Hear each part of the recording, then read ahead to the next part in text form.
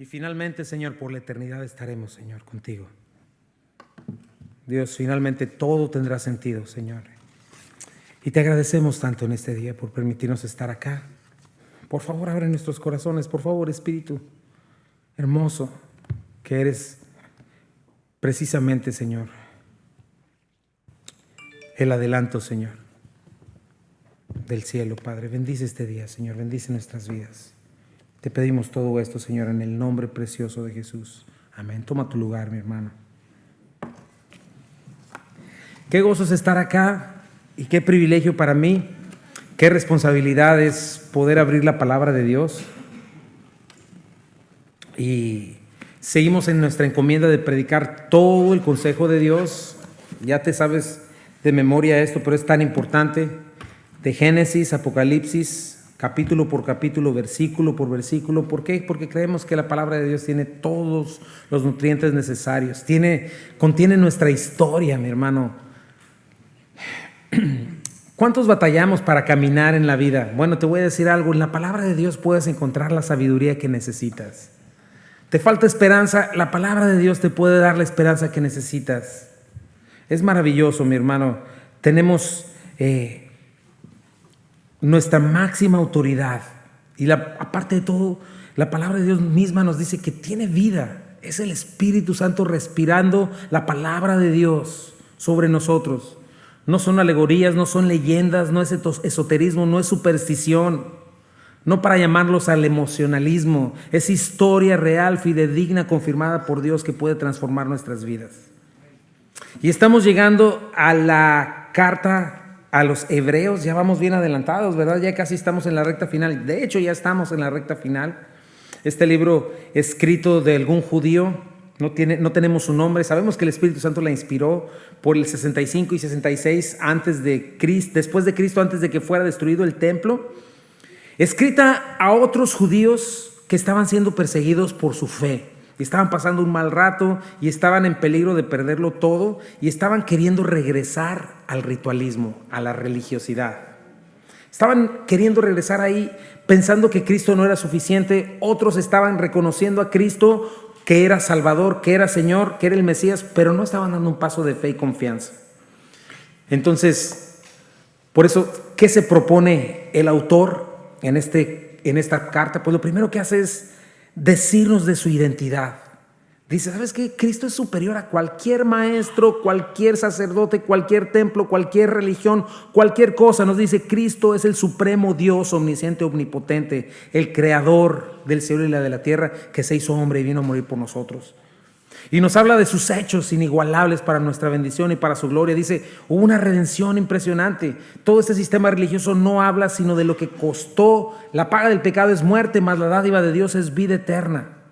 Y nos enseña eso, ¿no? Cómo no es el hombre pretendiendo alcanzar a Dios. Eso es imposible, eso es religión. Ningún hombre puede alcanzar a Dios. Siempre lo comento, no podemos salir ni siquiera de la atmósfera. Y Dios vive fuera del mismo universo, que de por sí ya es inimaginable la distancia. Pero Dios vino desde su eternidad y nos alcanzó. Nuestro pecado hizo un espacio eterno entre Dios y nosotros porque le dimos la espalda. Pero Dios viene, nos persigue y nos encuentra, paga el precio de nuestra maldad y nos reconcilia con Él. Y entonces por eso les está diciendo a estos judíos, tienen que responder, necesitan responder. No podemos quedarnos nada más diciendo, ay, qué bonito. No es para eso, la palabra de Dios no es para que digamos, qué bonita está, qué bonito sonó. No, es Dios llamándonos a una respuesta, a fe, a tener fe y obediencia. Si el juez justo, creador de todas las cosas, nos ha hablado, es importante que pongamos atención.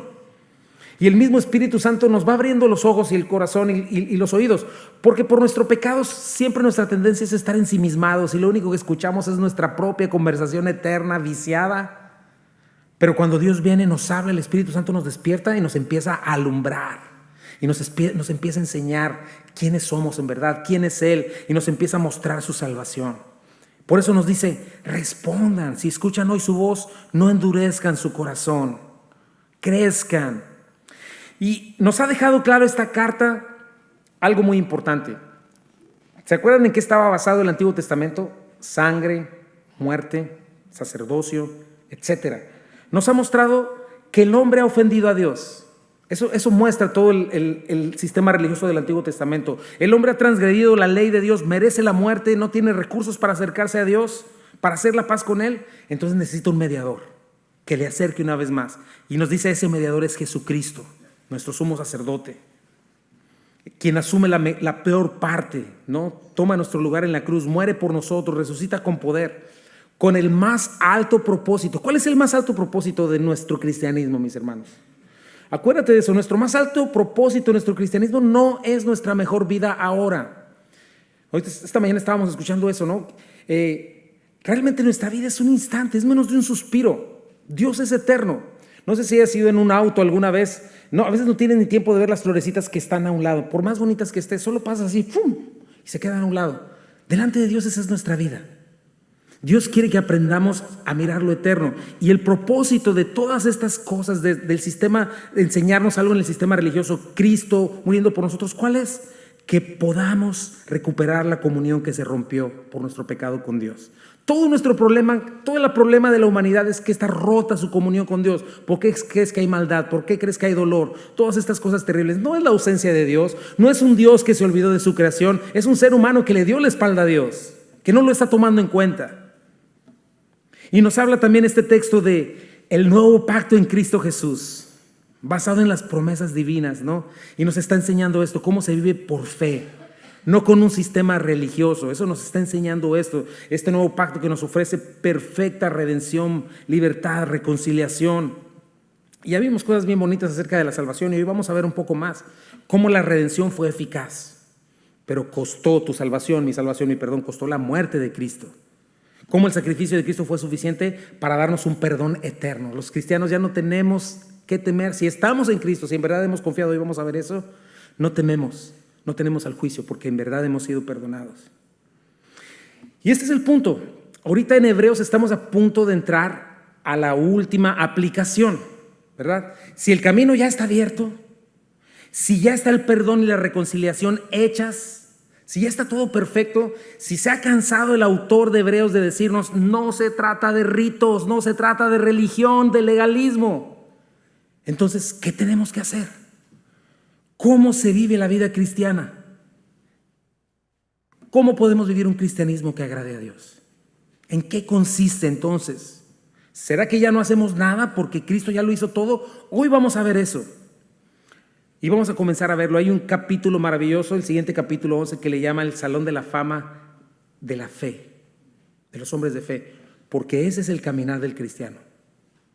Dice la Biblia que sin fe es imposible agradar a Dios. Ya no son todos estos ritos, ahora es fe. Dice la Biblia, andamos por vista y andamos por fe y no por vista.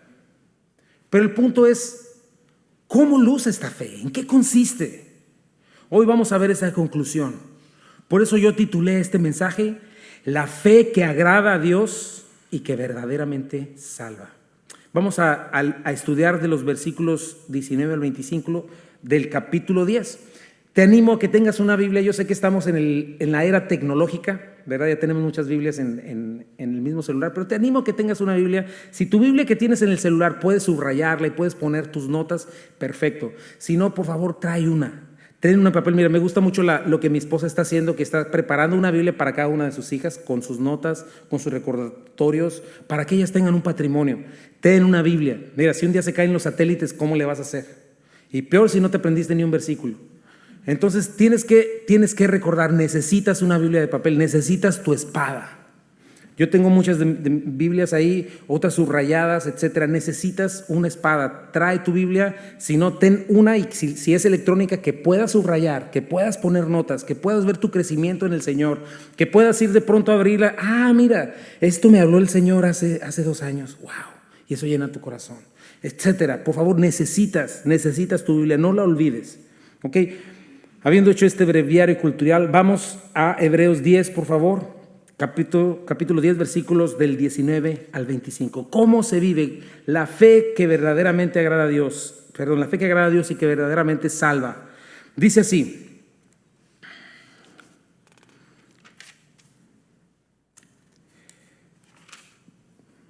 así que, hermanos, teniendo libertad para entrar en el lugar santísimo por la sangre de Jesucristo, por el camino nuevo y vivo que Él nos abrió a través del velo, esto es, de su carne, y teniendo un gran sacerdote sobre la casa de Dios, acerquémonos con corazón sincero, en plena certidumbre de fe, purificados los corazones de mala conciencia y lavados los cuerpos con agua pura.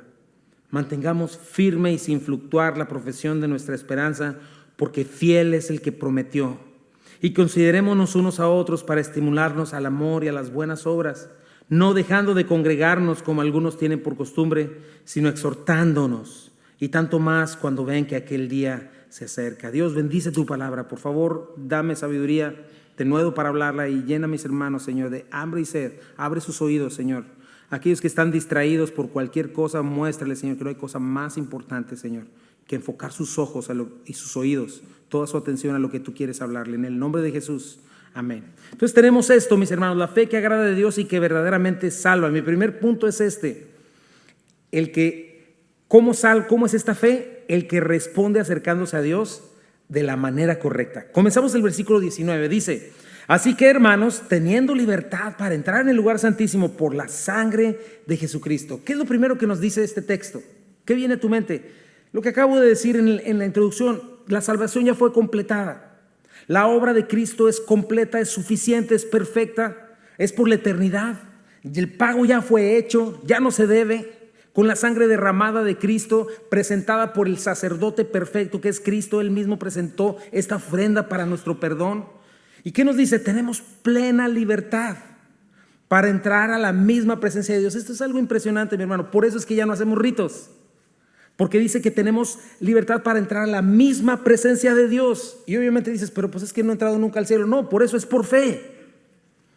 Pero nosotros tenemos una ventaja impresionante. Ya no hay un tabernáculo terrenal. No es un símbolo, sino es en una realidad eterna. Esta es la primera verdad que necesitas reconocer. Si en verdad te dices cristiano, es la primera verdad que tienes que reconocer y entender, creer, vivir por ella. Pablo nos dice en Efesios que hoy por la fe, capítulo 2, estamos sentados en los lugares celestiales en Cristo Jesús. Ya estamos ahí. Y esa frase es clave, en Cristo, porque cuando creímos en Cristo fuimos insertados, sumergidos en Cristo. La palabra bautizo es la palabra sumergir, de eso habla. Fuimos sumergidos en el cuerpo de Cristo. Y es una realidad que vive un cristiano en primer lugar, por fe. Que un día vamos a verle cara a cara, es cierto. Y un día vamos a estar por la eternidad allá. Pero hoy en día el creyente que tiene el Espíritu Santo en él, le da la convicción de saber que ya está sentado en los lugares celestiales y tiene libre acceso al Padre, sin culpa, ni nada. Puede entrar directamente al trono de la gracia, sin sacramento, sin ninguna otra cosa. Y el autor usa esta palabra que es muy fuerte, mi hermano, para referirse a la libertad. Es la palabra parresia, de donde viene nuestra palabra denuedo. ¿Y sabes qué significa esta palabra? Rebasa una mera libertad. Implica confianza, seguridad, una seguridad que es plena, abierta, pública, atrevimiento sin reserva alguna. Entonces piensa en este contraste. En el Antiguo Testamento, en el Antiguo Pacto, todo acceso era limitado.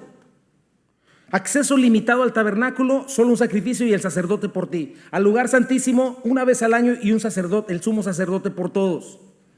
Tú y yo, si estuviéramos en ese tiempo, tendríamos que quedarnos allá afuera esperando, sin saber jamás lo que estaba allá adentro, pasando, esperando ser aceptos, pero siempre con temor. Cada sacrificio que lleváramos al Señor, piensa en eso, anunciaría, ¿sabes qué cosa?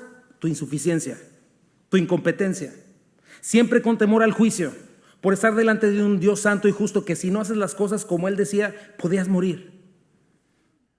Amoroso y misericordioso porque trataba con nosotros, no tenía por qué hacerlo, pero siempre nuestra seguridad de aceptación estaba incompleta.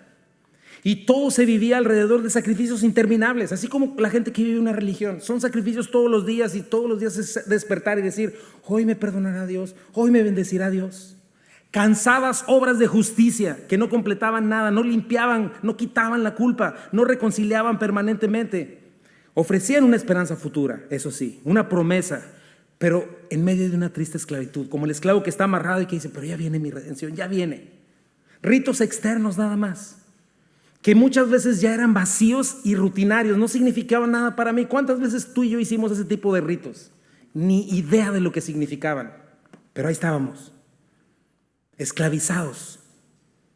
Piensa en esta escena,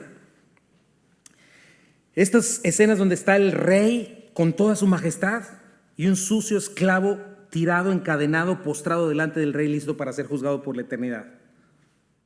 O un sirviente de este rey, con la vista abajo siempre, sin poder, sin ninguna confianza de decir, rey, esto, para nada, porque le pueden cortar la cabeza. Siempre abajo, escuchando y esperando, sí, sí. Pero esta imagen es totalmente opuesta, porque ya no es un esclavo, ya no es un sirviente, sino que es un hijo vestido con la misma dignidad de su padre, que ya no pide permiso para tener audiencia. Está sentado con él en los lugares celestiales, puede entrar y salir sin restricción alguna. Esa es la libertad que obtuvimos en Cristo, y es lo primero que tienes que aprender que tienes en Cristo. Se dice que el único que molestaría a un rey a las 3 de la mañana es su hijo, que le pediría agua porque tiene sed. Esa es la libertad que Cristo ganó al pagar con su sangre, y eso es lo primero que tienes que creer y confiar. Al dar su vida por ti, por mí, Cristo nos entregó esta libertad, abrió el paso. Checa el versículo 20. Por el camino nuevo y vivo que Él nos abrió a través del velo, esto es, de su carne. ¿Te acuerdas lo que representaba el velo en el antiguo pacto? Separación. ¿Qué era el velo? Una barrera. Era algo que decía peligro no entrar, acceso limitado, apenas que muestres el gafete, ¿no? Puerta cerrada. ¿Y sabes qué había después de ese velo? El nuevo pacto. El nuevo pacto es la libertad en Cristo. El antiguo pacto estaba lleno de restricciones, pero checa cómo dice algo: el camino nuevo y vivo. ¿A qué se refiere con un camino vivo y nuevo? Bueno, ¿cuándo se cerró ese camino? Si tú estuviste con nosotros en Génesis, te vas a dar cuenta que en Génesis capítulo 3, sucedió después de que nuestros antepasados, Adán y Eva, pecaron, le dieron la espalda a Dios, fueron expulsados de Edén. ¿Sabes cuál era el lugar santísimo? Solo para que le des una probadita. Lee Génesis del 1 al 2. Deleite, gozo, comunión plena, felicidad, cero maldad, cero dolor, cero preocupación. Era literalmente el cielo. Pero cuando pecaron, decidieron darle la espalda a Dios, creer a Satanás y no a la palabra de Dios, fueron expulsados y ese lugar, ¿cómo quedó? Clausurado. ¿Te acuerdas antes del diluvio? Dios mandó 2 arcángeles con espadas ardientes revolviéndose, cerrando el paso definitivamente. Paso clausurado. El camino a Dios quedó clausurado hasta que Él vino con ese tabernáculo terrenal. El camino al árbol de la vida que estaba en Edén, al lugar del deleite. ¿Y sabes qué quedó para el ser humano? Muerte. Los científicos no saben por qué morimos, pero esa es la causa. La palabra de Dios se cumplió, no la de Satanás. Siempre lo comento, las encuestas dicen que el 100% de la humanidad, del 100% va a morir. Tú y yo no vamos a poder evadir esa cita. Eso es lo único que quedó, porque el camino a Dios quedó cerrado. Pero es lo que nos está diciendo, que cuando Cristo pagó el costo de nuestro pecado, que pecaron nuestros padres, que pecamos nosotros, dice aquí que literalmente significa inauguró un nuevo camino vivo, o sea, hacia la vida. Cristo es ese árbol de la vida, Cristo es ese Edén perdido, el deleite, el gozo, la plenitud. Y ese camino es a través de su cuerpo, es un nuevo camino, a través de su sacrificio. Por eso otra vez te digo, el Nuevo Testamento menciona una y otra vez estar en Cristo, estar insertados en Cristo. Y así como el velo fue rasgado en 2, el cuerpo de Cristo fue rasgado. Y hoy gozamos de este nuevo camino, acceso libre que lleva a la vida. ¿Qué dice el Señor? Yo soy ¿qué? La puerta. Yo soy el camino y la verdad y la vida, y nadie llega al Padre sino por medio de mí. O sea, en Cristo la entrada a Edén una vez más fue abierta, inaugurada. No solamente eso, nos dice el versículo 21. Y teniendo un gran sacerdote sobre la casa de Dios, vuelve a mencionar el sacerdocio, ¿verdad? Que es algo tan importante en Hebreos. Este mediador perfecto que llevó nuestro sacrificio perfecto, con el cual hemos sido hechos aceptos para siempre delante de Dios. ¿Te acuerdas todo lo que vimos acerca del sacerdote? Intercede por nosotros día y noche, todo el tiempo. nos presenta delante de Dios, obtuvo nuestra salvación, perdón perfecto y pleno y eterno. No nada más es nuestro sacerdote, sino que dice aquí es el rey y gobernador de la casa de Dios, del reino de los cielos. Imagínate. Y nos dice 10 capítulos, por 10 capítulos nos estuvo diciendo Hebreos que todo aquello era un símbolo, una sombra, pero en Cristo ya está en la culminación. Y este es el punto. ¿Qué tenemos que hacer? Tienes que saber eso. ¿Lo sabes? Tienes que saberlo. Ya no tienes ritos que cumplir, ya no tienes sacrificios u obras para ser salvo.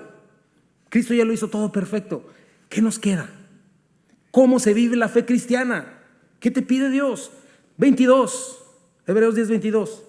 Acerquémonos con corazón sincero. Checa, haz la lista. En plena certidumbre de fe, purificados los corazones de mala conciencia y lavados los cuerpos con agua pura. Esa es la manera. La puerta al acceso a Dios está abierta. Dios invita, Dios llama a todo hombre en todo lugar a que se arrepientan. El Señor dijo, muchos son los llamados, pocos los elegidos. Entonces la clave aquí, lo que Dios te pide cada día de tu vida es que te acerques a Él. Esa es tu responsabilidad. Es nuestro privilegio. En fe, cada día de nuestras vidas, cada momento debemos procurar, dice la Biblia, andar en el Espíritu y no satisfacer los deseos de la carne. Andar en oración. Meditar en la palabra de Dios. ¿Cuántos versículos estás aprendiéndote? ¿Cómo está? Por eso comencé diciéndote eso de tu Biblia. Buscando la voluntad de Dios, buscando su gracia y su misericordia en este trono de gracia y misericordia. Ahora, no nada más es acercarte a Dios, es acercarte a Dios de la manera que a Él le agrada. Y esto se trata la fe. Primeramente dice, con corazón sincero. Eso es lo primero que requiere Dios. No nomás que te acerques a Él o que digas en la mañana, Ave María y dame puntería y ahí nos vemos. No, no está diciendo eso. Habla de que te acerques a Él con un corazón sincero en primer lugar. ¿Sabes qué significa esa palabra? Ser verdadero, verídico, auténtico, franco, sincero, digno de confianza, genuino, sin superficialidad, sin hipocresía, sin motivos ocultos. Lo hemos dicho miles de veces, mi corazón es el centro de mi ser, donde habita mi voluntad, realmente lo que me hace ser, las decisiones que tomo. Entonces lo que me dice es que si te vas a acercar a Dios, tienes que acercarte a Él sin doblez de corazón. Necesitas asegurarte de que no estás acercándote a Él amándote a ti mismo, amando este mundo, amando el dinero, amando tus comodidades o cualquier otra cosa. Y al mismo pretender seguir a Cristo y amarlo. No puedes servir a dos amos. O te amas a ti o amas a Cristo. O amas el dinero o amas al Señor. O amas tus ídolos o amas al Dios vivo. Dios mira tu corazón. Eso es lo primero que Dios está pidiendo. Es más duro todavía que cumplir una ley, porque ellos en el Antiguo Testamento nomás cumplían 3, 4 ritos. Así como nosotros, ¿no? Pues un día al año me pongo ceniza en la frente, otro día voy un domingo a la iglesia, hago esto, hago lo otro y ya estoy bien. No, Dios no pide eso de ti si eres cristiano. Dios pide todo tu corazón. Dios mira el corazón. Y Él sabe si Él es hoy en día en verdad el centro de tu vida. Si en verdad cada día que vienes a Él de rodillas estás rendido o todavía traes algo escondido. Si se sigue tratando de ti. Y tú y yo podemos engañarnos a nosotros por un rato, ¿no? Nos engañamos unos a otros y ponemos cara de santo y todo. Pero a Dios jamás lo vas a engañar, ni por un instante. Por eso en el final del Sermón del Monte, capítulo 7, les dice el Señor, aquellos que no vinieron a Él con un corazón completo ni genuino, se van a jactar y van a decir, Señor, pero pues yo hice milagros, profeticé en tu nombre, eché fuera demonios. Y el Señor les dirá, apártate de mí, ¿quién sabe quién eres, brother? Tú y yo jamás hablamos, nunca te dirigiste a mí, jamás. Dios solo tiene una relación con los que le entregan su corazón por completo. ¿Qué pide Dios de ti? Todo tu corazón. ¿Qué pide Dios de ti? Todo tu corazón. Eso es lo que Él quiere de ti. No nada más es eso. Si quieres acercarte a Él, Él pide de ti una fe genuina. Plena certidumbre es la palabra que dice aquí. Es una sola palabra, pleroforía. Primeramente significa plenitud y abundancia, pero nos habla de esto, una seguridad plena, completa, certeza total para tener una libertad total. Ahora, si es una certeza total, ¿en qué? Obviamente en la fe. ¿Qué es la fe?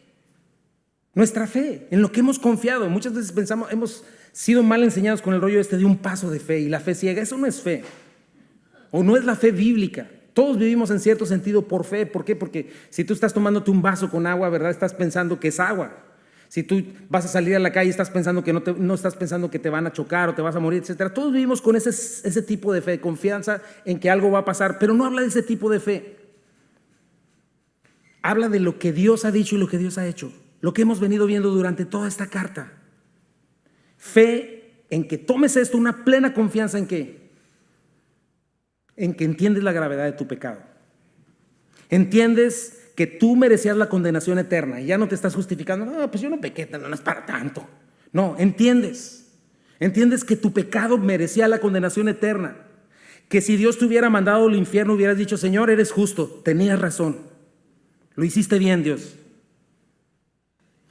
¿Crees completamente y abrazas completamente que necesitas arrepentirte de tus pecados? ¿Qué es arrepentirte? Darle la espalda, porque entiendes que tus pecados fueron los que llevaron a Cristo a ser brutalmente castigado en tu lugar. ¿Qué es confiar plenamente en qué? En que Dios me amas tanto. También creo esto y lo abrazo y no lo suelto. Lo creo. Enviaste a tu Hijo unigénito a morir por mí en mi lugar. También es creer que confío plenamente que tú, Cristo, el eterno, el perfecto Dios, fuiste a la cruz y tomaste mi lugar. De esto habla. Cero duda de que Él es tu Salvador, tu sacrificio perfecto, que eres acepto por Dios, que con toda certeza crees que Jesucristo se levantó de los muertos. Se presentó primero a las mujeres, a Pedro, a Andrés, después dice que hasta 500 hermanos a la vez, y anduvo 40 días caminando antes de ser ascendido, por el cual han muerto miles por esa verdad. ¿Crees con toda certeza, sin lugar a dudas, y no estás pensando: se habrá levantado? ¿Quién sabe? No, se levantó de los muertos. Cristo vive y resucitó al tercer día, triunfando sobre la muerte. ¿Sabías que ese es tu enemigo más terrible? Piénsalo un instante, mi hermano.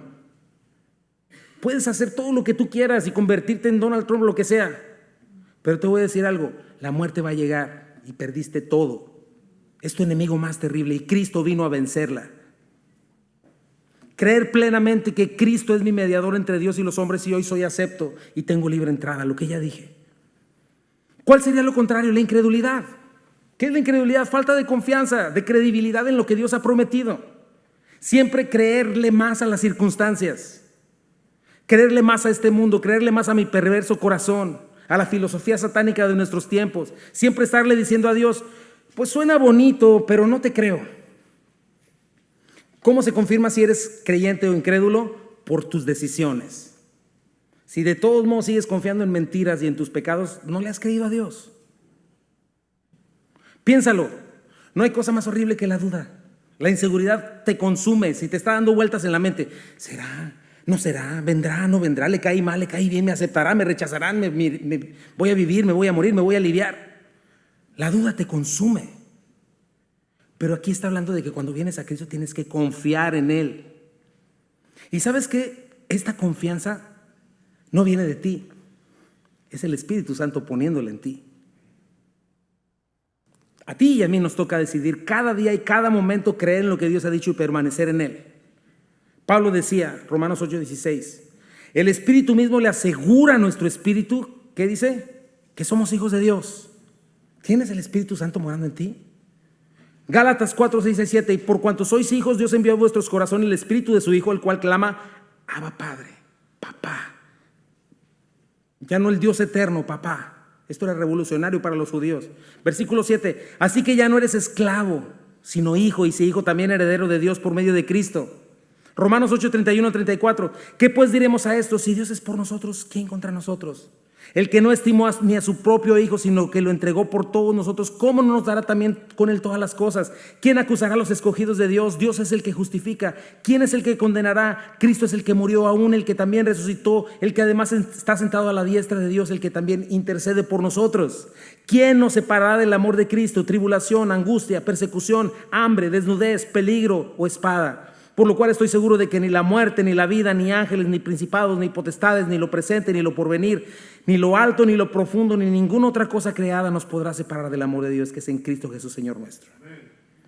Esa es nuestra fe, mi hermano, y así es como tenemos que acercarnos a Dios. ¿Sabes que en el antiguo pacto todo era incierto?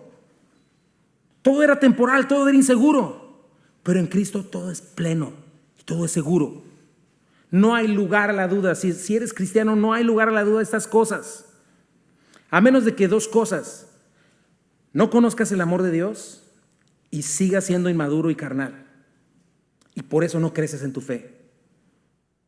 Que pases tanto tiempo en tus mentiras, ¿verdad? En las de Satanás y las del mundo, y no tomes en cuenta lo que Dios está diciendo, o que realmente no seas cristiano. Entonces tenemos que entender lo que es fe, mi hermano.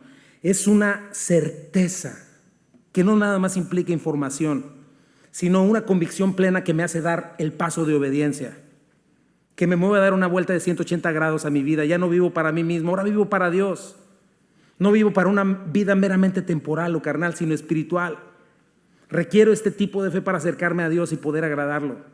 ¿Te das cuenta? Jamás vas a agradar a Dios porque hiciste tu buena obra del día. Para Dios tu buena obra del día son trapos de inmundicia. Eso es lo que dice la Biblia. La confianza en Dios, la fe en Dios es lo que agrada a Dios cuando te acercas a Él, descansando en Él, sabiendo lo que vamos a estudiar en las próximas semanas, que Él es galardonador de los que le buscan. No solamente un corazón sincero, no solamente esta fe firme, sino dice aquí una conciencia libre de culpa. Eso es importante, una conciencia limpia. Esa es la siguiente parte. Corazones purificados de mala conciencia. Es el siguiente texto, si quieres ponerlo ahí. Un israelita, ¿te acuerdas? Jamás se iba a sentir purificado realmente en su mente. ¿Sabes por qué? Porque el pecado no había sido quitado. ¿Qué decía David? Salmo 51, 1 al 3.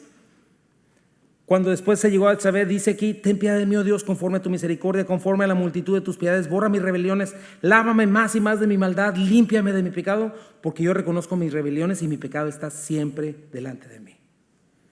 Siempre. Eso es lo que hace la religión, siempre está tu pecado delante de ti. Pero ¿sabes qué vino a hacer Cristo? A quitar el pecado del mundo. Por eso en Cristo somos verdaderamente libres de culpa, libres del temor al castigo y la condenación. No puedes acercarte a Dios y agradarlo con una conciencia manchada de pecado. Tú tienes que pensar en eso. Si en verdad te has rendido a Cristo, tú lo sabes, yo lo sé. Ninguna condenación hay para los que están en Cristo Jesús. Ninguna. No en ese aspecto, porque Cristo ya pagó por mí. Por supuesto que no voy a seguir practicando el pecado que traspasó las manos y el costado de mi Señor. Aunque no soy perfecto y caigo, no estoy buscando en eso, pero sí tengo una certeza plena. El cristiano tiene una certeza plena: ha sido perdonado. Por más grande que hubiera sido mi pecado, es que tú no sabes, yo ya hace 100 años cometí genocidio y terminé con toda una ciudad. ¿Sabes qué? Dice la Biblia que Cristo vino a quitar el pecado del mundo. Y el sacrificio de Cristo alcanza para limpiar todo pecado y para quitar el pecado del mundo entero. Entonces es maravilloso esto, mi hermano, que cuando tú en verdad te entregaste a Cristo, tu pecado es quitado y eres limpiado de la conciencia. Esa es mi pregunta hoy. ¿Has experimentado eso? ¿Estás experimentando libertad de culpa de la condenación eterna? Yo sí. Espero que tú también. El Señor dijo claramente: conoceréis la verdad y ¿qué? La verdad les hará libres. ¿A cuánta gente no vive atormentada por su pasado, por sus maldades, por sus pecados? Obviamente porque no conocen a Cristo o porque no han confiado en Él. Pero es bien importante. Parte de nuestra armadura como cristianos que está en Efesios 6, ¿sabes cuál es? El casco de la salvación. Es esta seguridad. Tus pecados han sido lavados y nada te puede arrebatar de la mano de Dios. Tienes que estar creciendo en esto para que te protejas de las acusaciones de Satanás. Satanás llega y me dice: tú, Chuy, si tú hiciste esto, si tú lo otro, como dicen, sí, cierto, Satanás, pero sabes que Cristo ya pagó, soy libre, arréglatelas con Él. Juan dice en su primera carta, en el capítulo 4, que el que teme al juicio de Dios no ha sido perfeccionado en el amor. Si tú estás cantando: Señor, ven, y estás diciendo: ay no, que no venga todavía.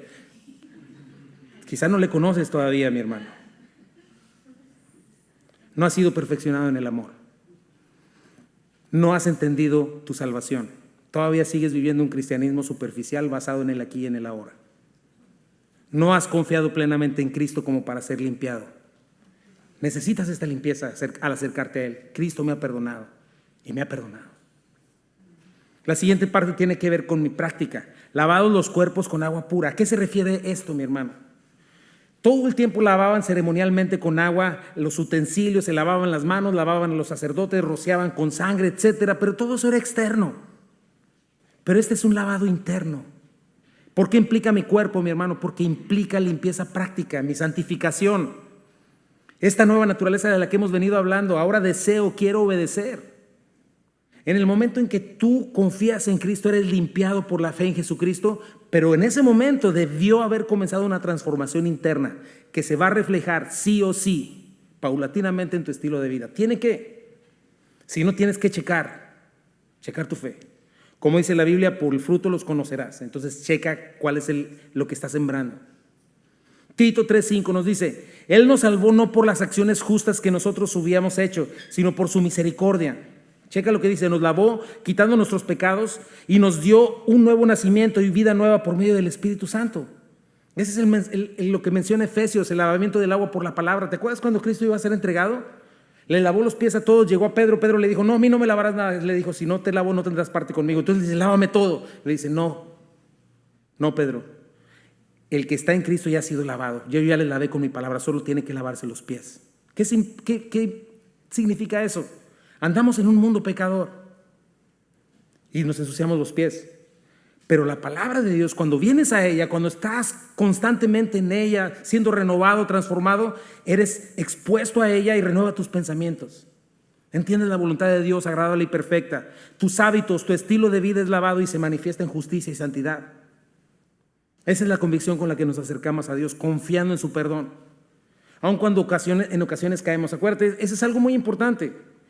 El incrédulo se avienta, como dicen, como cochino al lodo, al pecado. Así estábamos todos antes de Cristo, nos aventábamos, es viernes, ahí nos vemos. Pero te voy a decir algo, los creyentes no nos aventamos al lodo.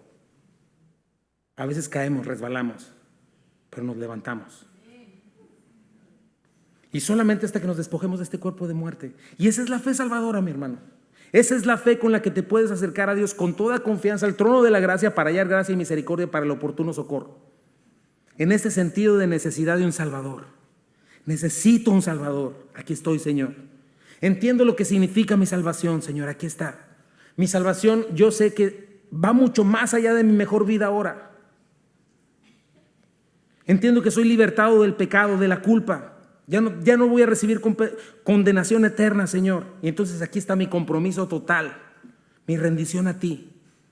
Confesar a Cristo. Aquí es donde dice: confesaste a Cristo como tu Señor. Esto significa, no nada más es decir: Señor, te abro la puerta de mi corazón y entra en Él. No, tiene que ver con eso. Tiene que ver con el entendimiento de esto que estamos diciendo y comenzar a vivir con Él en adelante.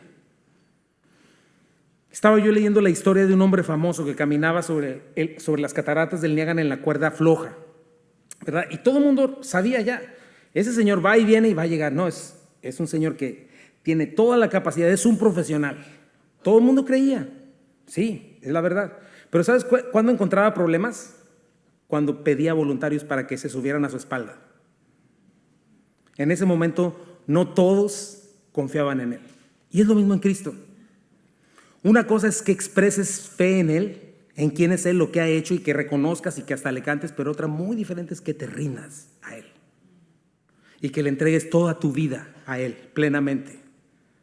Solo en ese momento es cuando la fe está completa y eres salvo, no antes. Los demonios creen y tiemblan y jamás se van a entregar a Cristo. Ahora, ahí no termina.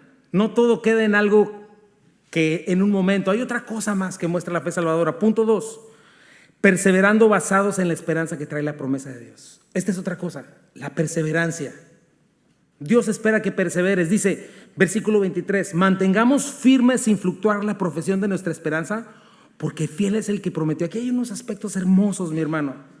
Mantener firme y sin fluctuar es una sola palabra, catejo, y significa agarrarte de algo, como dicen aquí, bien apañado y no soltarlo. conservarlo, retenerlo a pesar de cualquier cosa, impedir que se te resbale de las manos. Y añade, sin fluctuar. Significa que hay una firmeza fija e inquebrantable. ¿Qué tienes que agarrar de esa manera? Todo lo que acabo de decir. Todo lo contrario, lo anterior, perdón, no lo contrario. La fe que hemos profesado. Profesión es la palabra, no es que tengas una profesión de mecánico, no, es la palabra homología, que significa la confesión pública. El bautismo que hiciste en el agua, esa es la confesión pública. En Cristo, con Cristo soy juntamente crucificado, ya no vivo yo, más bien Cristo en mí, lo que vivo ahora lo vivo en la fe del Hijo de Dios, el cual me amó y se entregó por mí. ¿Verdad? Es esa confesión pública que implica todo lo anterior. ¿Por qué tienes que perseverar, mi hermano? Y es una prueba de una fe genuina, porque vienen pruebas, porque vienen dificultades, porque tu naturaleza pecaminosa jamás va a dejar de demandarte que la satisfagas, porque el mundo no va a dejar ni parar de decirte que eres tonto, que eres loser. El mundo no va a parar de odiarte por seguir a Cristo. Satanás no va a dejar de ponerte tropiezo. Cristo dijo, en el mundo hay aflicción.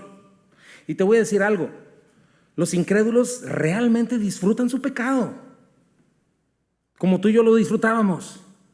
Lo disfrutan. Mientras que tú y yo debemos decirle al pecado, no.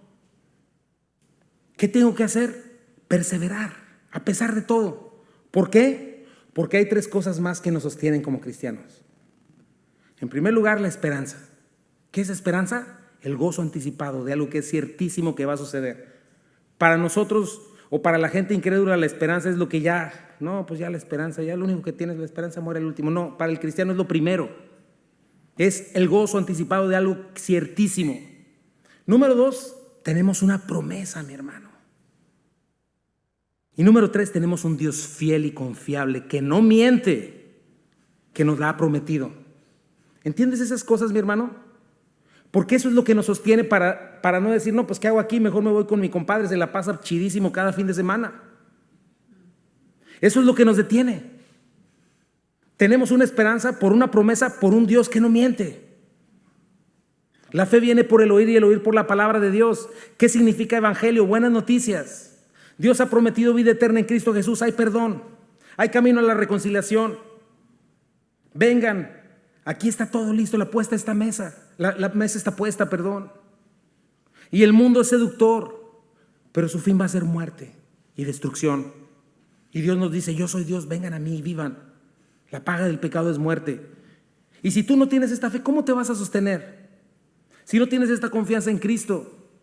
Dios ha prometido vida eterna y salvación es esta esperanza eterna que nos debe sostener a pesar de cualquier cosa, aunque te dijeran mañana que tienes cáncer en el estómago.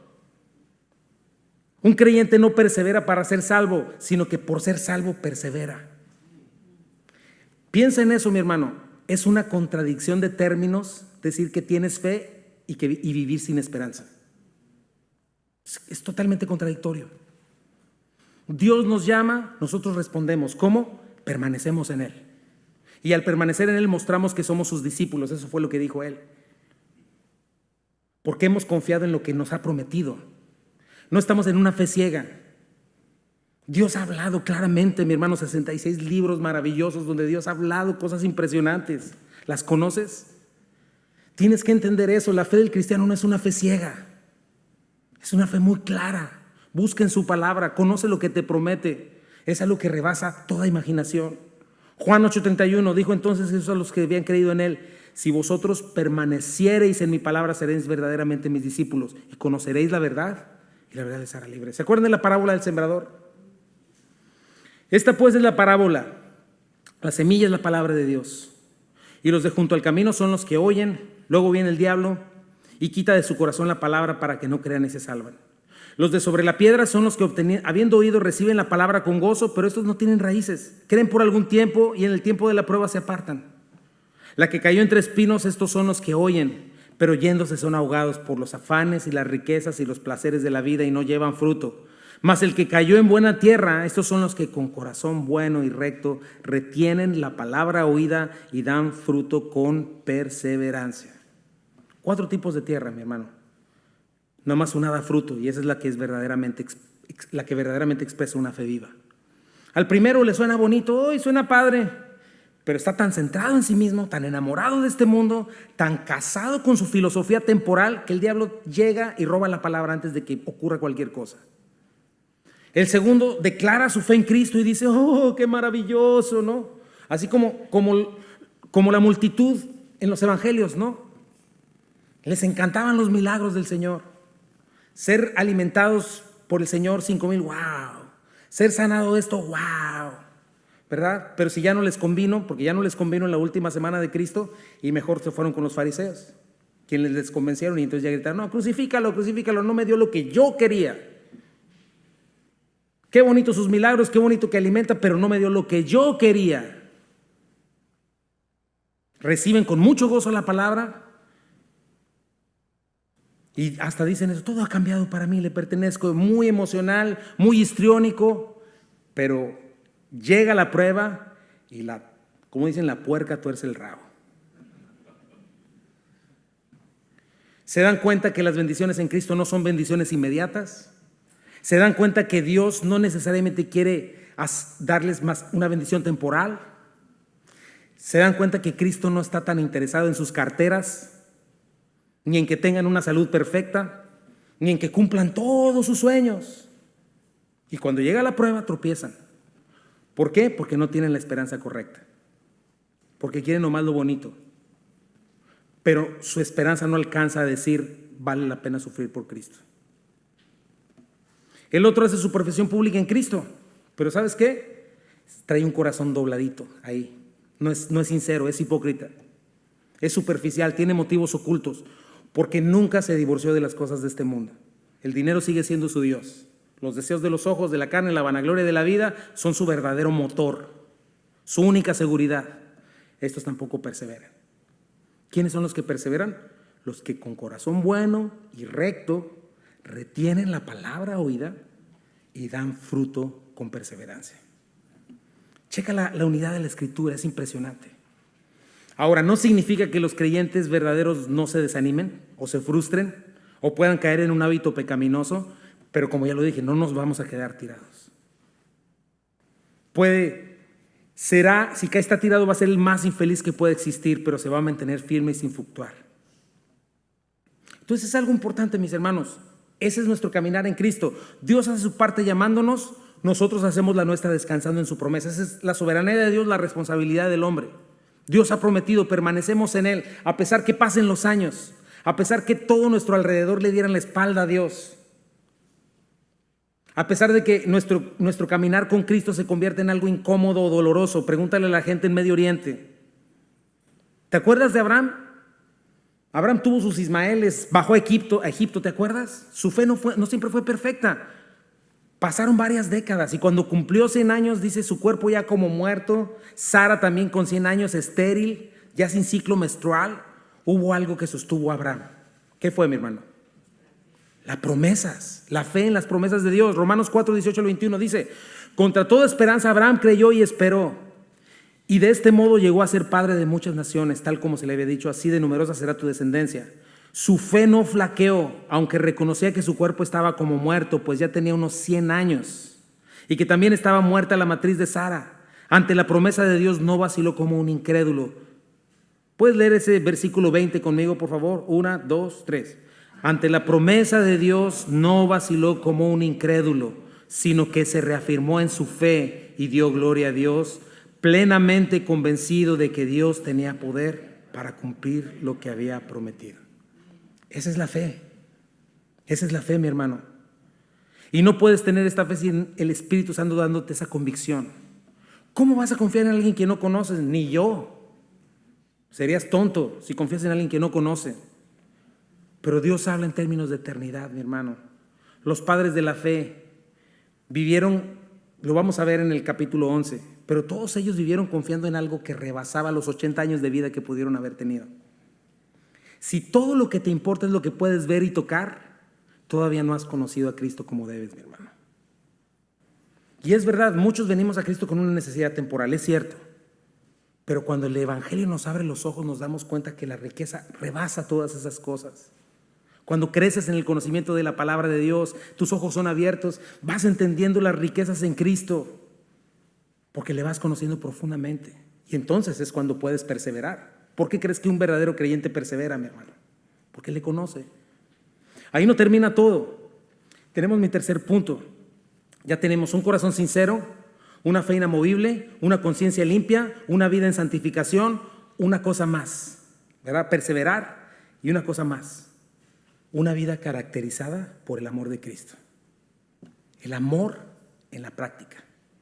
Dice punto número 3, el que manifiesta una fe activa, que se manifiesta en amor y en comunión. Versículo 24 dice, y considerémonos unos a otros para estimularnos al amor y a las buenas obras. Esto es impresionante, me encantó, mi hermano.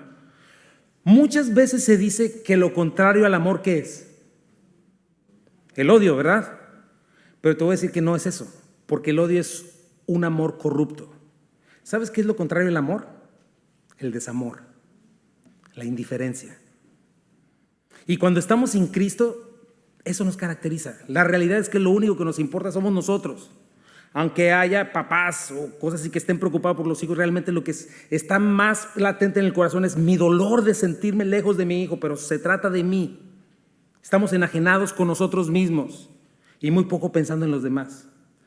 Yo me recuerdo en mis tiempos de adolescencia, como que me acordé 2 veces, ¿verdad? Cuando era incrédulo y adolescente, había una moda muy fea, por cierto, ¿no?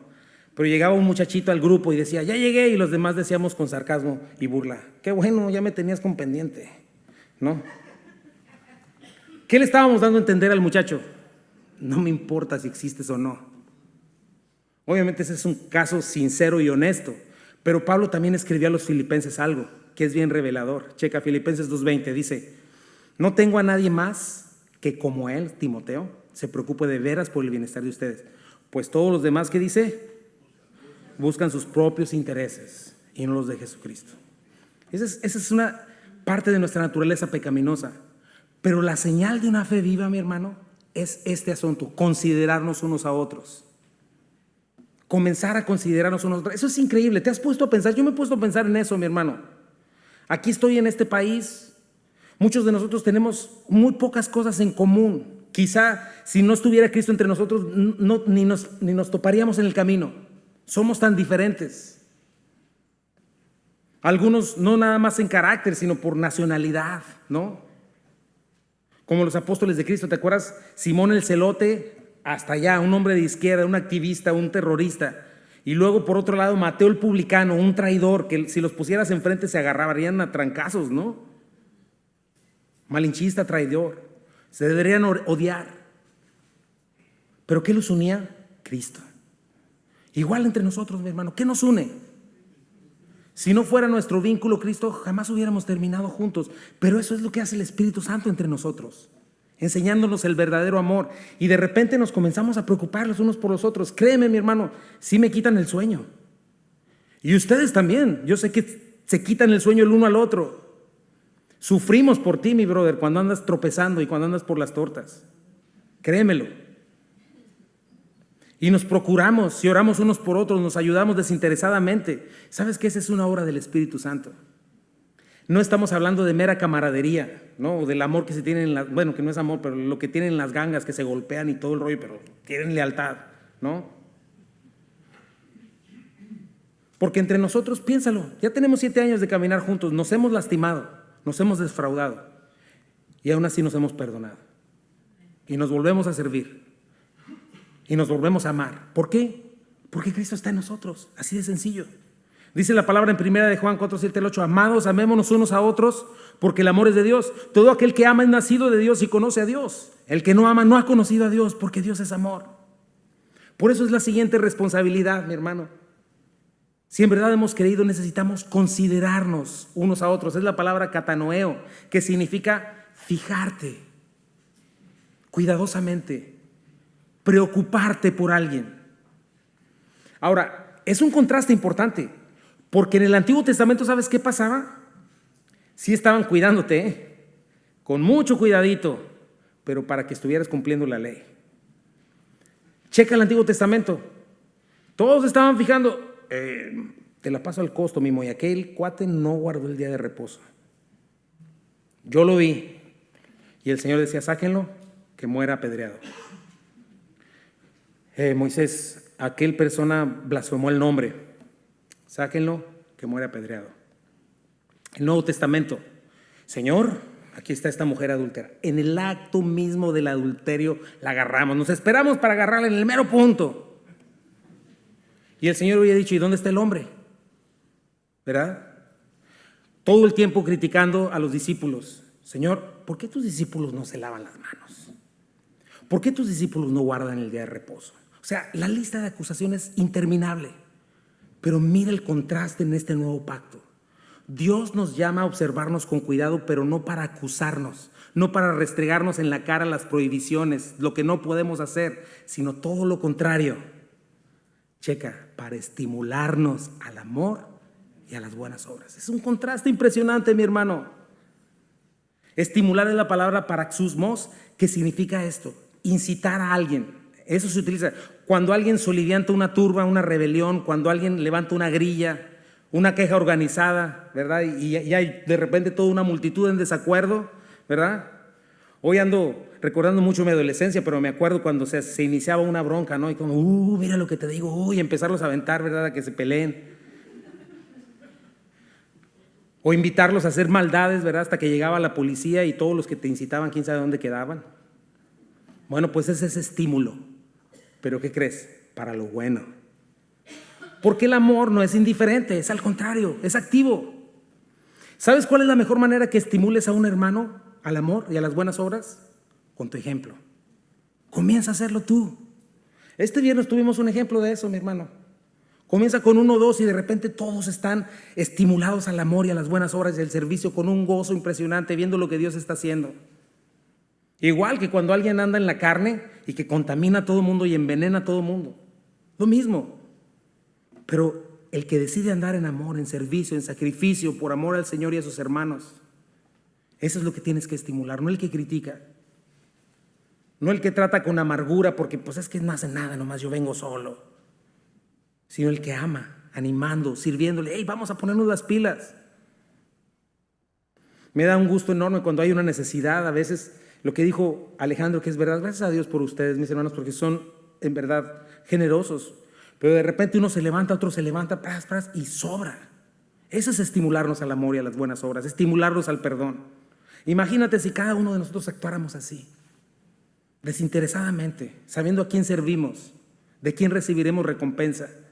Una actitud de amor, sacrificio y servicio que se hiciera, como dicen ahora, viral en la iglesia. Y luego después de esta iglesia en la ciudad. Eso sería un avivamiento. Eso es lo que Dios nos pide. ¿Te das cuenta? No es un sacrificio para agradar a Dios. No, es estimularnos al amor y a las buenas obras. Ahora, ¿dónde es el mejor lugar para que se pueda dar esto? No dejando de congregarnos como algunos tienen por costumbre. Esa es una evidencia más, mi hermano, de la fe genuina. El deseo, la necesidad de la comunión con otros hermanos. Checa las diferencias. No tenemos ritos, no tenemos sacrificios, no tenemos sacramentos, no tenemos sacerdocio terrenal, pero somos una familia en Cristo. Somos parte del mismo cuerpo. A ti, a mí se nos han dado diferentes dones y ministerios. Y el Señor manifiesta su poder entre nosotros para edificar el cuerpo. ¿Dónde es donde podemos entrenarnos para poder estimularnos a este amor, mi hermano, y estas buenas obras? En el cuerpo de Cristo, Gálatas 6 al 10. El que recibe instrucción en la palabra de Dios, comparta todo lo bueno con lo que le enseña. No se engañen, de Dios nadie se burla. Cada uno cosecha lo que siembra. El que siembra para agradar a su naturaleza pecaminosa, de esa misma naturaleza cosechará destrucción. El que siembra para agradar el Espíritu, del Espíritu cosechará vida eterna. No nos cansemos de hacer el bien, porque a su debido tiempo cosecharemos si no nos damos por vencidos. Por lo tanto, siempre que tengamos la oportunidad, hagamos bien a todos y en especial a los de la familia de la fe. Es importante, mi hermano, porque muchos empiezan a pensar así: ¿ya qué voy a la iglesia? Puro chismoso, hipócrita. Bueno, te voy a decir algo, mi hermano. Cuando te digan algo así, la iglesia no es el cielo. Aquí no es el cielo, mi hermano. Somos gente pecadora, como todo el mundo. Pero hay una diferencia: hemos sido perdonados y el Espíritu Santo está en nosotros. Eso es lo que hace toda la diferencia. La diferencia no es que seamos perfectos y no nos equivoquemos. La diferencia es que si caminamos con Cristo y le obedecemos, no es como en el mundial, que esa es una oportunidad para humillar y hasta para matar a la persona. No, nosotros aquí tenemos la oportunidad de que en cada dificultad y cada diferencia entre hermanos sea una oportunidad de crecer, de practicar el amor cristiano, de practicar perdón, paciencia, amor incondicional. ¿Y sabes qué significa eso? Ser como Cristo. Obviamente venimos al mismo punto. Si no tienes esta fe y esta esperanza, dirás, ¿yo qué necesidad tengo de batallar con estos? Ya tengo conmigo mismo, ahí nos vemos, háganse bolas.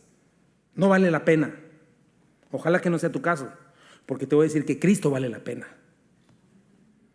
Ahora, ya te lo mencioné, la iglesia no es el cielo todavía y nos lastimamos, pecamos unos contra otros, pero los más maduros aprendemos a ver con compasión a los chiquitos en Cristo, a los que hacen berrinches. Los más maduros o los que quieren madurar, se dejan madurar por el Espíritu Santo, aprenden a orar por los que los lastiman, en lugar de criticarlos. Y una vez más, ¿sabes qué es lo que estamos haciendo? Aprender a ser como Cristo fue con nosotros. Por eso es lo valioso de la iglesia. A Cristo lo escupimos, lo humillamos, lo menospreciamos, aún sabiendo que murió por nosotros, y lo seguimos haciendo. Y cuando venimos a Él, ¿sabes qué hace? En arrepentimiento, cuando venimos a Él, nos recibe y nos da una sonrisa y nos vuelve a perdonar. Esa es la fe genuina que lleva un creyente genuino a valorar esta comunión. Ojalá fuéramos más. Por eso, si alguien te dice, es que soy cristiano, ¿de veras hace cuánto que no lees la Biblia? ¿Oras? ¿Te congregas? No me importa si te bautizaste, si tu papá, tu abuelito y tu bisabuelito eran pastores, obispos y apóstoles. El punto eres tú. Estás congregándote, estás en la palabra de Dios.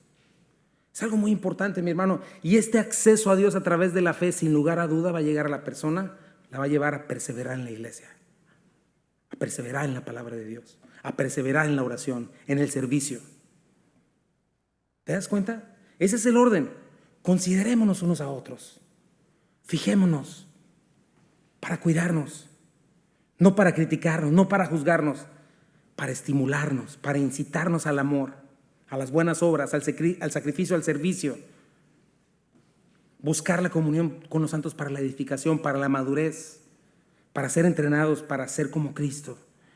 Y dice, sino exhortándonos, para caleo, ¿verdad?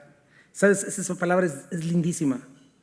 Implica, estamos en la comunión de la iglesia para alentarnos, para amonestarnos. Eso significa esa palabra. Exigirnos, animarnos, suplicarnos, invitarnos, confortarnos, rogarnos unos a otros, consolarnos. ¿A qué? A caminar con Cristo, a conocerle más profundamente en su palabra. Hey, mi hermano, deja de satisfacer los deseos de tu carne, anda en el Espíritu, perdona, sirve. No te des por vencido, regresa al camino si andas descarriado. Santiago 5, 19, 20, hermanos, si alguno de ustedes se extravía de la verdad y otro le hace volver a ella, recuerden que quien lo hace volverá un pecador de su extravío y lo salvará de la muerte y cubrirá muchos pecados. Tienes que entender eso, mi hermano. Tu hermano cuenta contigo, yo cuento contigo. Para eso existe el cuerpo de Cristo. Acuérdate, lo contrario al amor no es el odio, es la indiferencia. Es, a mí, ¿qué estos qué? Retirar la mirada de tu hermano. Es triste, mi hermano, cuando avanzamos tanto en nuestras amistades y lealtades carnales que ya se convierten en un ídolo y que ya no exhortamos. Ya no te importa tanto el bienestar de tu hermano, sino su lealtad, quedar bien con él. Proverbios 27, 5 a 6 dice, una reprensión franca es mejor que amar en secreto. Las heridas de un amor sincero, de un amigo sincero, son mejores que muchos besos de un enemigo. ¿Te das cuenta? Y finalmente nos da la razón de peso. Dice, y tanto más, ¿qué dice? Cuando veis que aquel día se acerca. Eso dice en tu Biblia. Tanto más cuando veis que aquel día se acerca. Este tanto más implica urgencia. Si estamos creciendo en el Señor, debemos estar al pendiente. Lo que cantamos hoy, por eso escogí esa canción, ven Señor, ven. ¿Sabes que los israelitas se congregaban para una esperanza temporal? Y nunca nada estaba completo, solamente eran promesas para su nación. Pero nosotros, como vimos la semana pasada, Cristo completó a la perfección nuestra salvación. ¿Te acuerdas? Está sentado a la derecha del Padre, ya no hay más por hacer, ya está todo listo, pero está esperando un momento justo. ¿Te acuerdas que lo estudiamos? Venir otra vez a instalar su reino de gloria y que sus enemigos sean puestos por estrado de sus pies. No te preocupes tanto por política. Cristo va a venir y va a subyugar todo gobierno y autoridad. Y va a subyugar finalmente a Satanás. Y dice en 1 Corintios capítulo 15, que el posterior enemigo será la muerte. Ya no habrá más muerte. Entonces piensa en eso. ¿Por qué andar en amor? ¿Por qué congregarse? ¿Por qué estimularnos al amor y las buenas obras? ¿Por qué perseverar con los ojos puestos en el que promete? Porque es parte de su promesa, y su promesa es que Él viene pronto. Mateo 16, 27, para ir terminando. Porque el Hijo del Hombre vendrá en la gloria de su Padre con sus ángeles y pagará a uno conforme a sus obras. He aquí yo vengo pronto, retén lo que tienes para que ninguno tome tu corona. He aquí vengo pronto, bienaventurado el que guarda las palabras de la profecía de este libro. He aquí yo vengo pronto y mi galardón conmigo para recompensar a cada uno según su obra.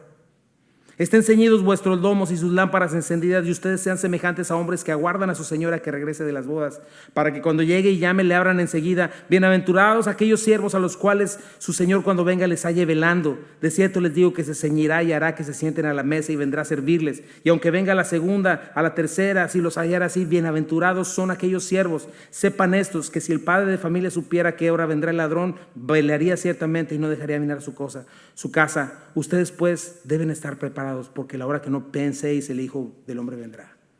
Cerramos con esto, mi hermano. ¿Dónde está tu esperanza? ¿Cómo te estás acercando a Dios? ¿Cómo evalúas tu fe?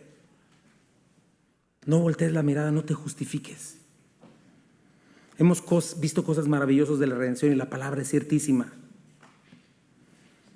Vamos a orar y vamos a ponernos de pie y vamos a repartir los elementos de la cena del Señor que nos representan y nos recuerdan esta esperanza. Cristo vino. Señor, te damos gracias por tu palabra, Dios. El tiempo se fue volando. Señor, yo te ruego que bendiga nuestras vidas, Señor, en este día. Que nos recuerdes, Señor, que tu sacrificio fue hecho. Hay un único requisito que te pido para que tomes la cena del Señor, que en verdad hayas entregado tu vida al Señor. No lo hagas como un rito. Esto no es un rito, es una remembranza, es un recuerdo. Cuando lo haces estás valorando lo que Cristo hizo por ti en la cruz, lo que Él pagó por ti en la cruz del Calvario. Y si es así, toma con toda confianza el jugo de uva y el pan. Si estás dispuesto a caminar con Él, toma el jugo de uva y el pan. Si no, no lo hagas, porque juicio comes y condenación bebes para ti. Porque Dios mira tu corazón. No estoy hablando de que seas perfecto, sí se entiende, ¿verdad? No estoy hablando de que, me peleé esta mañana con mi esposo, ¿cómo voy a tomarlas? Nada que ver. Eso serían obras, no estoy hablando de eso. Estoy hablando de lo que acabamos de ver ahorita. ¿Te has entregado a Cristo? ¿Entiendes que Él murió por ti? ¿Entiendes lo que costó que tú seas salvo?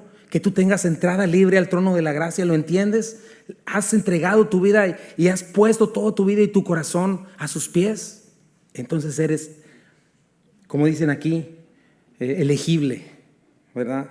Para tomar y para decir, Dios, esto que está aquí representa tu sangre derramada por mí, Señor.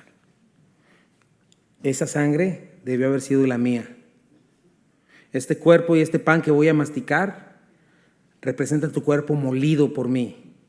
Dios, yo debía haber sido el que debía haber sido molido, pero tú fuiste molido por mis pecados y por mis maldades. Señor, y hoy te recuerdo. Hoy recuerdo estas cosas delante de ti. Y esa noche fue una Pascua. Un día estaremos estudiando lo que fue la Pascua. Ya lo hemos estudiado antes, pero el Señor estaba tomando varias copas y esta era la última copa, la copa de la bendición, que nunca se tomaba, pero esa noche el Señor la tomó. Dijo, esta es mi copa del nuevo pacto. Y me acuerdo cómo les dijo, cuánto he deseado beber con ustedes esta copa.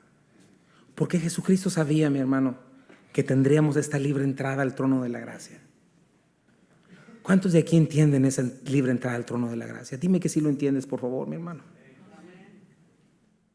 Dime que estás valorando el sacrificio de Cristo por ti. Si no lo has hecho antes, bueno, no me lo digas a mí, yo qué, díselo al Señor. Dile al Señor, dile desde tu corazón, Dios, perdóname, he sido desobediente, Señor. Te he tenido en menos, ni siquiera he puesto atención a lo que tú me has dicho, a lo que me has hablado. Perdóname, Dios, pero hoy reconozco, Señor. Hoy entiendo, Señor, que tú moriste por mí. Hoy entiendo, Dios, que mis pecados te llevaron a la cruz y que si no confío en ti, de todos modos estoy condenado y que no tengo salvación porque tú eres el único camino.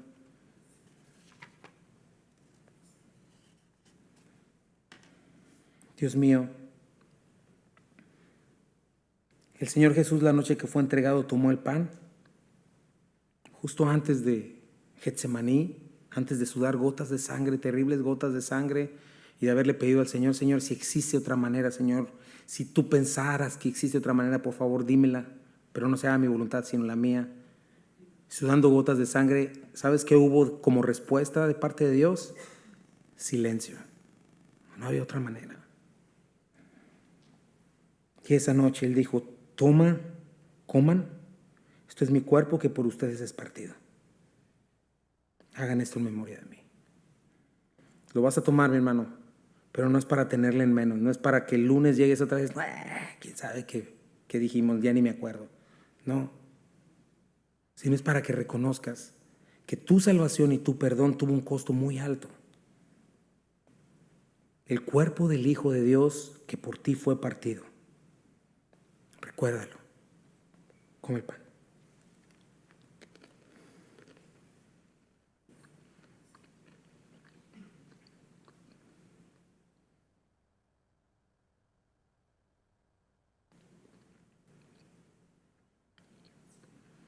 Si es pornografía, si es chisme, si es maledicencia,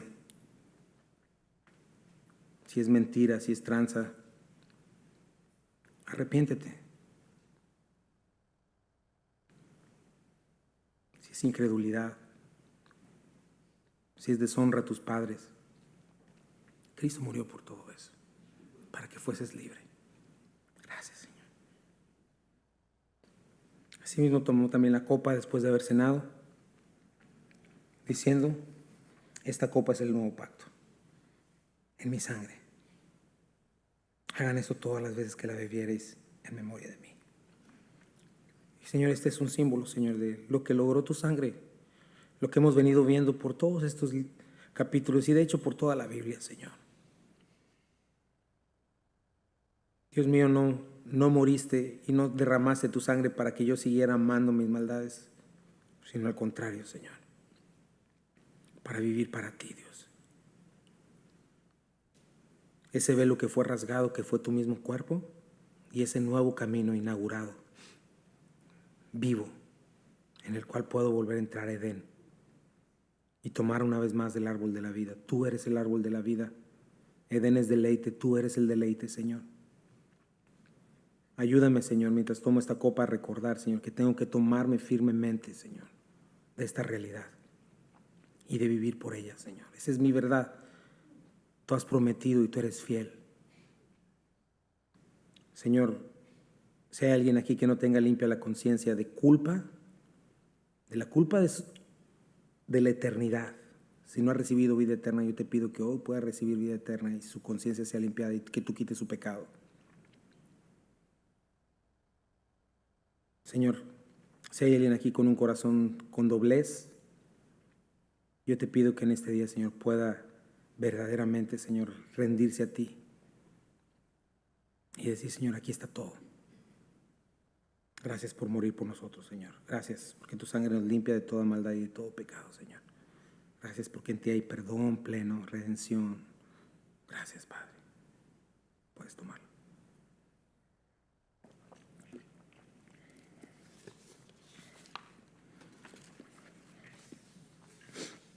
Vamos a hacer un cantito y nos despedimos. Dile, tu sangre habla mejor que todo el clamor que en esta tierra hay, de justicia para mí, defensa a mi favor.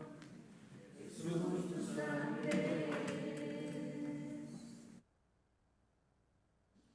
sangre habla mejor que todo el clamor que en esta tierra hay, de justicia para mí, defensa a mi favor.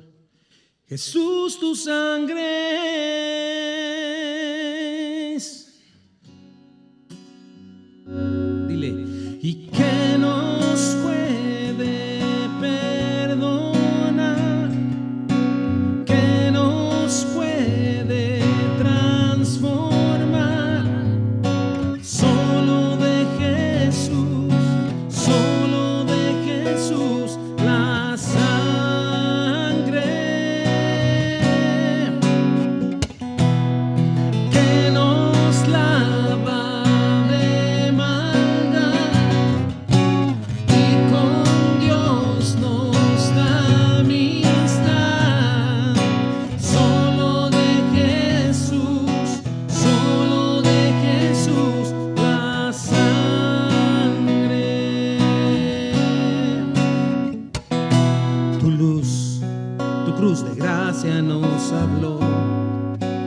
corazón de Dios al camino nos abrió, y hoy me acerco sin temor, no confiando en mi virtud, por tu sangre, Jesús.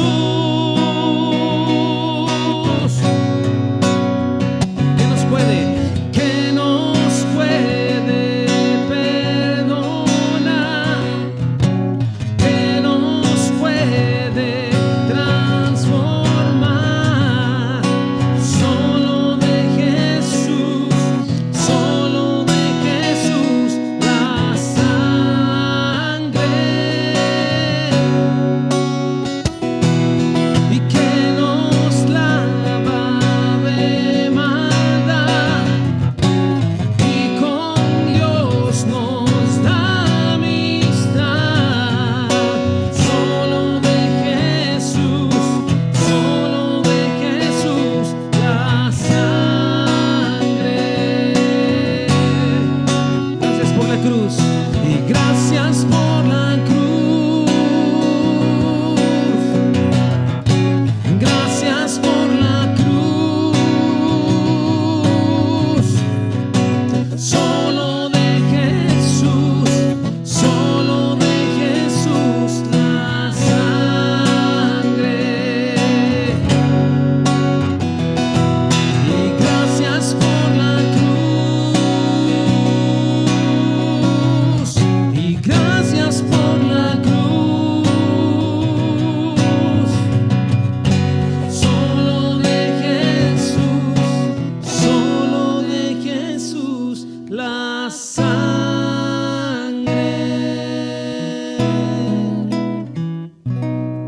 Y solo de Jesús, la sangre.